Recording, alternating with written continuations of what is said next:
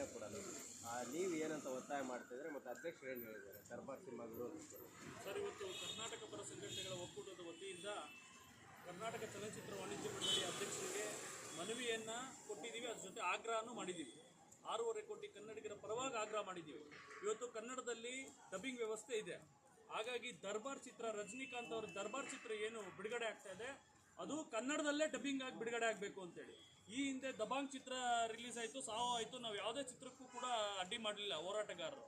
ಆದರೆ ಈ ಚಿತ್ರಕ್ಕೆ ನಾವು ಅಡ್ಡಿ ಮಾಡ್ತಾ ಇರೋ ಕಾರಣ ಏನಂದರೆ 9ನೇ ತಾರೀಕು ಏನು ದರ್ಬಾರ್ ಚಿತ್ರ ಬಿಡುಗಡೆ ಆಗ್ತಾ ಇದೆ ಅದು ಕನ್ನಡದಲ್ಲೇ ಡಬ್ಬಿಂಗ್ ಆಗಿ ಬಿಡುಗಡೆ ಆಗಬೇಕು ಅಂತ. ಯಾಕಂದರೆ ಬೇರೆ ರಾಜ್ಯದ ಅನೇಕ ನಟರುಗಳಿಗಿಂತ ಅದ್ಭುತವಾಗಿ ಕನ್ನಡ ಬರೋದು ನಮ್ಮ ರಜನಿಕಾಂತ್ ಅವರಿಗೆ. ಯಾಕಂದರೆ ಇದೇ ನಾಡಿನಲ್ಲಿ ಹುಟ್ಟಿ ಬೆಳೆದಂಥ, ಇದೇ ನಾಡಿನಲ್ಲಿ ಕನ್ನಡ ನಟರಾಗಿ ಮಾಡಿದಂಥವ್ರು ರಜನಿಕಾಂತ್ ಅವರು. ಹಾಗಾಗಿ ಏನು ಕಾರ್ತಿಗಿರ್ ಏನು ಮನುಷ್ಯರು ಬುದ್ಧಿನೇ ಇಲ್ಲ.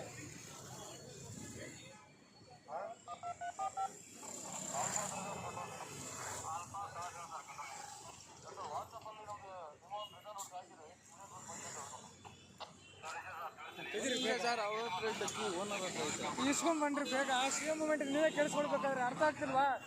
ಹೋಗಿ ಬೇಗ.